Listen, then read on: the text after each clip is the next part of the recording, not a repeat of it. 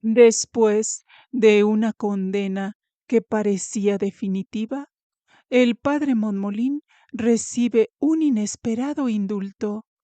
Sin embargo, lo que para cualquiera sería motivo de alegría, para él se convierte en el comienzo de un sufrimiento aún mayor.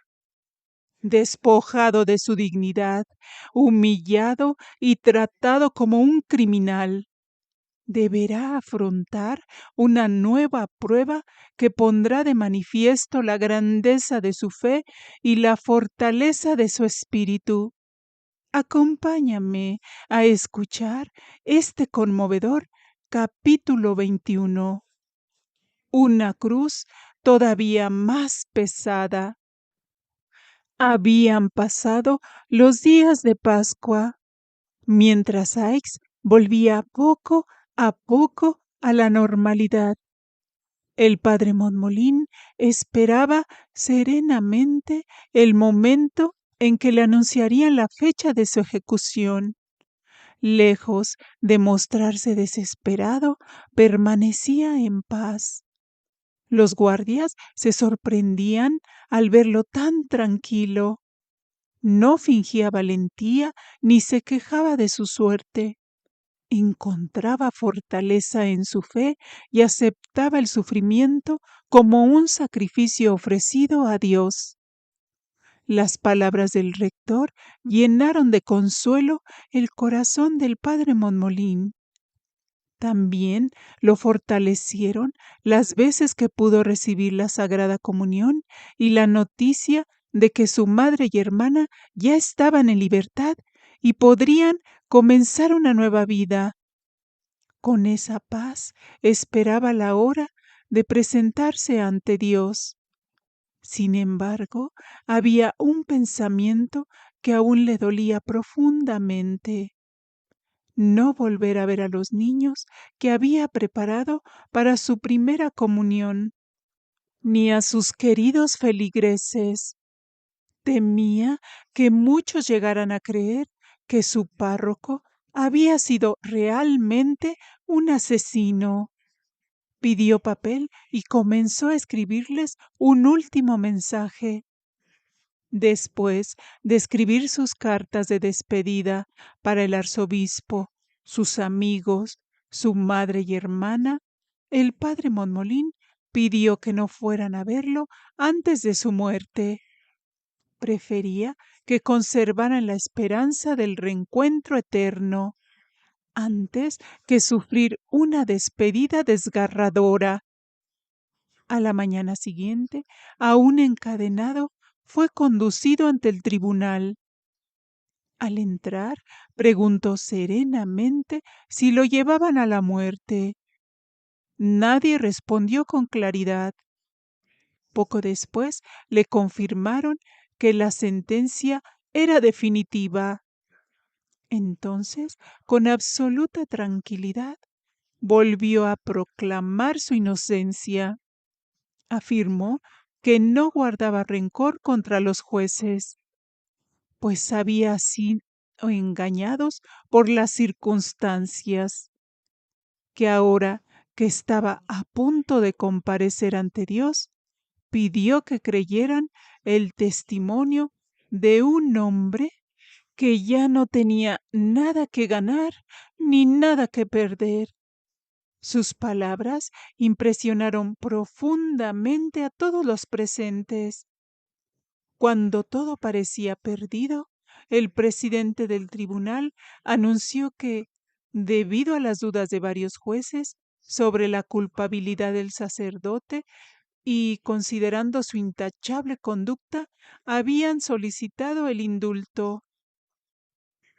La condena de muerte sería cambiada por deportación perpetua a Nueva Caledonia. Sin embargo, la noticia no produjo alegría en el sacerdote. Al escucharla, quedó profundamente conmovido y casi se desplomó. Después de recuperarse, agradeció al presidente, pero confesó que Sin querer, le habían hecho un gran mal. Pensaba que su sufrimiento terminaría pronto con la muerte, pero ahora tendría que cargar una cruz aún más pesada durante muchos años. Sorprendido, el presidente comentó que nunca había visto a un condenado rechazar un indulto y señaló que si el sacerdote prefería la muerte, no estaba obligado a aceptarlo. El sacerdote respondió con serenidad que no podía rechazar el indulto porque era inocente y no tenía derecho a disponer de su propia vida. Explicó que, si fuera culpable, aceptaría la muerte como una justa expiación, pero siendo inocente, debía aceptar la vida que Dios le concedía, por dura que fuera la carga.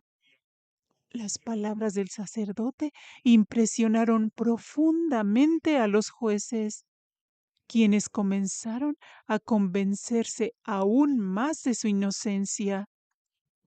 Los jueces comprendieron que la actitud del sacerdote era sincera y que un verdadero culpable habría aceptado el indulto con alegría. Sin embargo, sin nuevas pruebas que demostraran su inocencia, la sentencia no podía ser anulada. Por última vez, el presidente le preguntó si aceptaba el indulto. El padre Monmolín respondió que sí, convencido de que debía aceptar la vida que Dios le concedía, aunque estuviera llena de sufrimiento. La orden fue firmada de inmediato y el sacerdote quedó bajo custodia para ser trasladado primero a Marsella y, desde allí, embarcado rumbo a Nueva Caledonia como deportado. Además del uniforme, le impusieron un número, 5348. Le hicieron saber que, desde ese momento, ese número sustituía su nombre.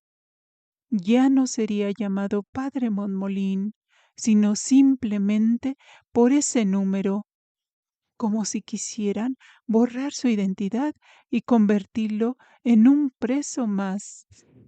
El sargento continuó despojando al padre de todo lo que lo identificaba como sacerdote.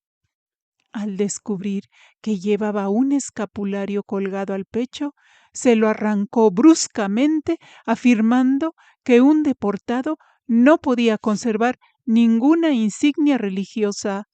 Después, burlándose de él, comentó que pronto su aspecto sería el de un verdadero presidiario, y le preguntó con ironía si tenía alguna petición. El sacerdote, con humildad, suplicó que le permitieran conservar su brevario, pues tenía el deber de rezarlo todos los días. El sargento respondió con desprecio, diciendo que nunca volvería a necesitarlo y que su vida sacerdotal había terminado. Con serenidad, el padre Monmolín le pidió entonces que hablara con más respeto del estado sacerdotal. El sargento replicó que él era quien debía haber respetado ese estado, reconociendo con tristeza que las apariencias habían sido la causa de su condena. El sacerdote hizo una última súplica: conservar al menos su rosario, un recuerdo de su madre que nunca había dejado de acompañarlo desde su primera comunión. Aunque el reglamento lo prohibía, uno de los guardias, que ya sentía admiración y compasión por el sacerdote, intentó interceder para que pudiera conservarlo. Sin embargo, El sargento rechazó la petición con dureza y ordenó que le colocaran las esposas y los grilletes, mientras seguía burlándose de él. Después de que el sargento salió de la celda, el carcelero, conmovido por la bondad del padre Monmolín, tomó en secreto el rosario y se lo devolvió, guardándolo en su bolsillo. Le confesó que, aunque pudiera costarle el empleo, no quería privarlo de ese consuelo. Además, le dijo que no creía que hubiera cometido el crimen por el que había sido condenado y le pidió perdón por tener que colocarle los grilletes, ya que solo estaba cumpliendo con su deber. El sacerdote le agradeció profundamente su gesto y le pidió un último favor, que transmitiera un mensaje de despedida a su madre, a su hermana y a sus sobrinos. Les hizo saber que rezaría por ellos todos los días y expresó que quizá era mejor no despedirse personalmente, pues no quería que su madre lo viera vestido como un deportado. Poco después, el sargento regresó y puso fin a la conversación.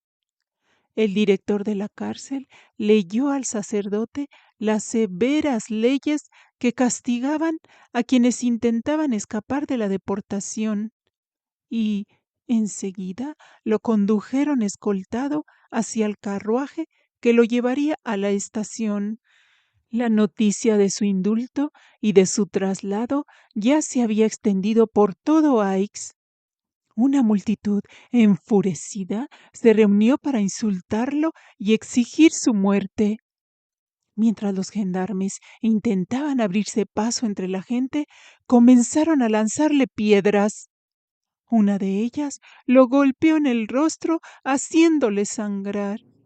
El padre Monmolín fue llevado rápidamente al tren que lo conduciría a Marsella.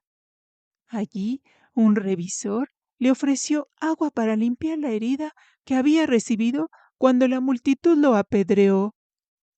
Por una coincidencia inesperada, aquel revisor era el mismo que había declarado durante el juicio. Al verlo en aquella situación, se sintió profundamente arrepentido y le pidió perdón, temiendo que su testimonio hubiera contribuido a condenar a un inocente. Con la serenidad que siempre lo caracterizaba, el sacerdote le estrechó la mano y le respondió que hacía mucho tiempo lo había perdonado, igual que a todos los demás. Cuando el tren comenzó a alejarse, el padre Monmolín contempló por última vez la torre de Aix, las montañas cercanas, donde se encontraba la parroquia a la que había dedicado su vida. Con el corazón destrozado, se despidió para siempre de aquella tierra y rompió en llanto. Mientras el tren avanzaba, comprendió plenamente el destino que le esperaba.